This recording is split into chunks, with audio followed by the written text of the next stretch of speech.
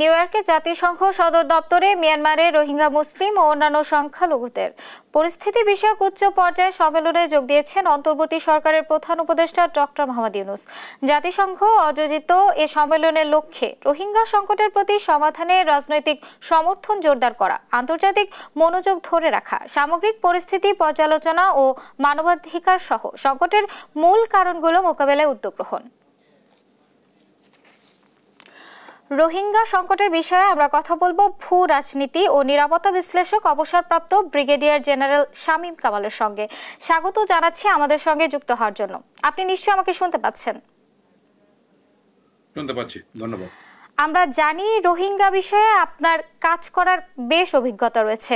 আপনার কাছে আমার প্রথম প্রশ্ন, রোহিঙ্গা সমস্যা সমাধানে সরকার কি ধরনের কৌশল নিতে পারে? জি, আপনাকে ধন্যবাদ আমাকে সাথে নেওয়ার জন্য। সরকারের তো সময় শেষ, এখন আর এসব আলোচনা করে খুব একটা কিছু হবে বলে মনে হচ্ছে না। তবে অন্তর্বর্তীকালীন সরকারের জন্য যেটা সর্বোচ্চ করতে পারেন সেটাই ওনারা নিউ ইয়র্কে নিয়ে গেছেন। মূলত আপনি জানেন যে ট্রাম্প সরকার আসার পরে রোহিঙ্গাদের যে সহযোগিতা, এটা পরিবার প্রতি $6 করে $12 ছিল, এটা $6 কর্তন করে $6 করা হয়েছে। আবার পরবর্তী অ্যান্টনি গুতেরেসের ভিজিটের পরে এটা বাড়ানো কিছুটা হয়েছে। তো এখন এইবার যেটা উদ্যোগ নিয়েছেন এটাকে অসাধারণ একটা উদ্যোগ আমরা বলবো। যে এই এখন যে রোহিঙ্গা বিষয়ক যে দাতা গোষ্ঠীদের প্রতি দৃষ্টি আকর্ষণ করে, অন্যান্য দেশের দৃষ্টি আকর্ষণ করে যে মিটিংটা হচ্ছে, এখানে দাতাদের পক্ষ থেকে একটা বড় ধরনের সহযোগিতা পাওয়া যাবে বলে আমরা ধারণা করছি।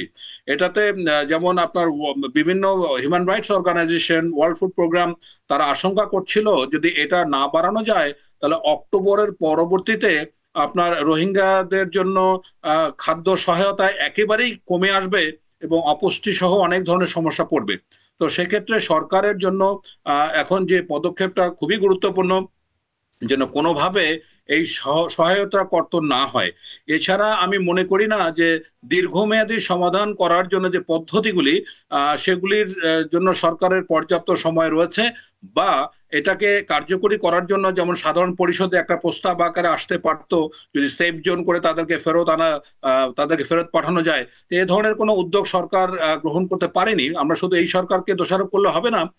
2017 থেকে 18 থেকে এতদিন পর্যন্ত গত 8-10 বছরে আপনার অনেক কিছু করার ছিল, যেখানে খুবই গুরুত্বপূর্ণ বিষয় ছিল 1.5 ট্র্যাক ডিপ্লোমেসি। সেটা সরকার ধারে কাছে যায়নি। আমি জানি না যারা রাষ্ট্র পরিচালনা করেন তাদের জ্ঞানের অভাব নাকি তাদের দেশাত্মবোধের অভাব। এরকম একটা সমস্যা নিয়ে আমরা বছরের পর বছর, এক বছরে প্রায় 72,000 কোটি টাকা আমাদের খরচ করতে হচ্ছে। তো এটা আমাদের গোদের উপরে বিস্ফোরা এবং অনেক ধরনের নিরাপত্তা সহ অনেক ধরনের ঝুঁকিতে আমরা পড়েছি।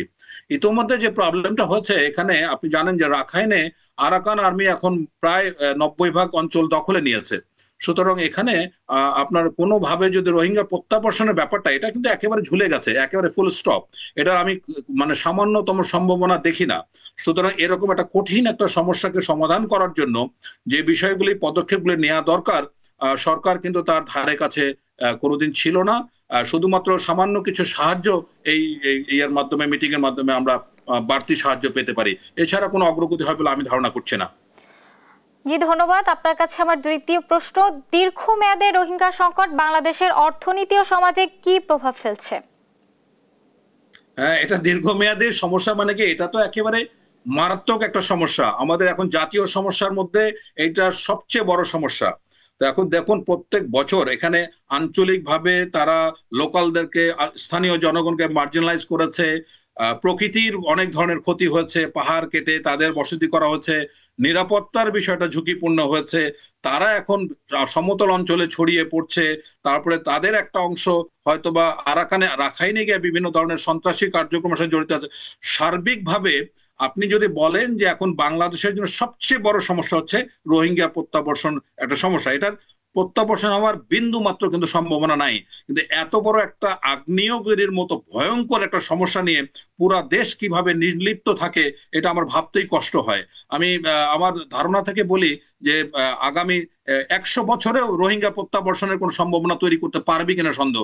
বিকজ রোহিঙ্গাদের স্ট্যাটাস কিন্তু স্টেটলেস, তারা কিন্তু রিফিউজি না, তারা কিন্তু আইডিপিও না। পৃথিবীর ইতিহাসে কোনো জায়গায় স্টেটলেসের ফেরত যাওয়ার কোনো উদাহরণ নাই। সুতরাং এখানে হঠাৎ করে একটা ঘটনা ঘটবে, মানে তারা ফিরে যাবে, এটা আশা করাটা বাতুল্যতা মনে করছি। জি ধন্যবাদ। আমাকে জানাবেন কক্সবাজার অঞ্চলে স্থানীয় জনগণের উপর এই সংকটের প্রভাব কতটা পড়েছে? এটা তো কক্সবাজারের মানুষ এখন মানে বিভীষিকাময় অবস্থায় পড়েছে। যেমন একটা ছোট্ট উদাহরণ দেই, আপনার উখিয়া অঞ্চলে কোনো ইউনিয়ন চেয়ারম্যান রোহিঙ্গাদের ভোট ছাড়া হতে পারবে না, এই একটা জিনিসই বুঝেন। তারপরে ওখানে অলরেডি উখিয়া তার আশেপাশের জনগণ, তার থেকে রোহিঙ্গার সংখ্যা বেশি। এ বাদে ওখানে পাহাড় কেটে সমতল করে বিভিন্ন ধরনের অপরাধ, এমন কোনো ঘটনা নাই।